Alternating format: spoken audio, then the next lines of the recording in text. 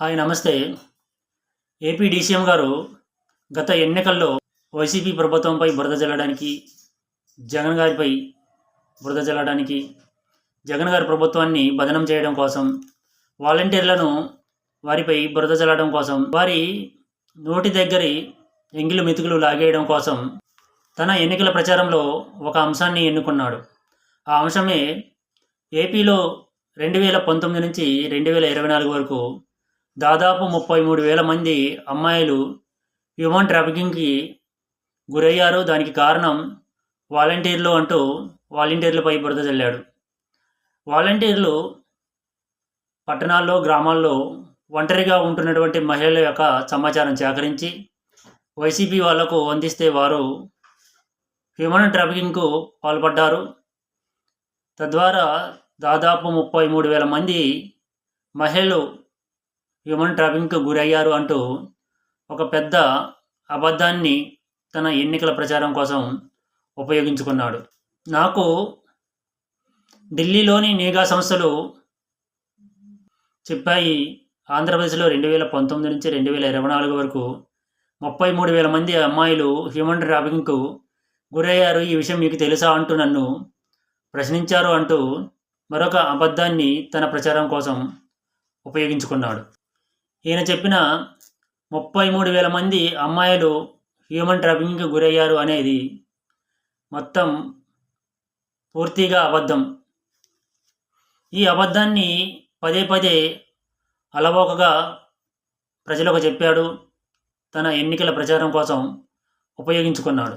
ఏపీలోని అమ్మాయిల మిస్సింగ్పై పార్లమెంటులో టీడీపీ ఎంపీ లావు శ్రీకృష్ణదేవరాయలు అడిగిన ప్రశ్నకు కేంద్ర హోంశాఖ సహాయ మంత్రి బండి సంజయ్ గారు ఆంధ్రప్రదేశ్లో 2019 నుంచి 2023 వరకు 44,668 మంది మిస్ అయ్యారు, మిస్సింగ్ కేసులు నమోదయ్యాయి.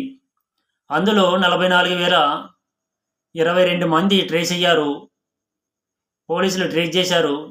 ఇంకా ట్రేస్ కావాల్సిన కేసులు కేవలం 622 కేసులు మాత్రమే అని సమాధానం చెప్పాడు.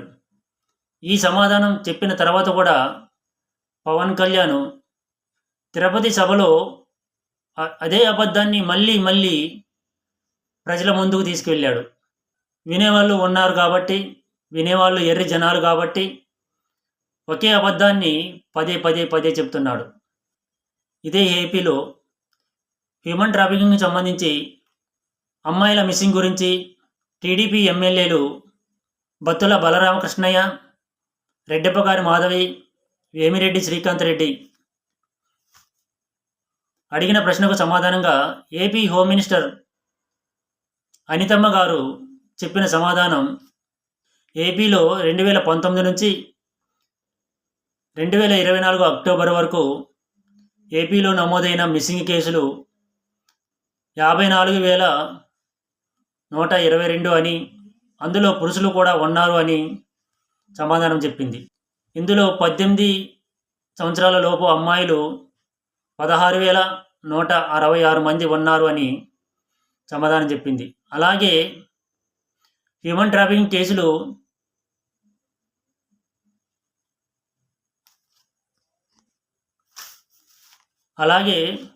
హ్యూమన్ ట్రాఫికింగ్కి గురైంది కేవలం 46 మంది మహిళలు మాత్రమే. అందులో 34 కేసులు రిజిస్టర్ అయ్యాయి అని సమాధానం చెప్పింది. దీన్ని బట్టి పవన్ కళ్యాణ్ చెప్పిన ప్రతి మాట అబద్ధం అనే విషయాన్ని ప్రజలు అర్థం చేసుకోవాలి. ఈ పవన్ కళ్యాణ్కి ఏ కేంద్ర నిఘా సంస్థ ఏపీలో 33,000 మంది అమ్మాయిలు మిస్ అయ్యారని చెప్పిందో ప్రజలకు వివరించాల్సిన అవసరం ఉంది. ఈ విషయంలో వాలంటీర్లను తన రాజకీయ అవసరాల కోసం బలి చేశాడు. వారి నోటి దగ్గర ముద్దను లాగేసుకున్నాడు.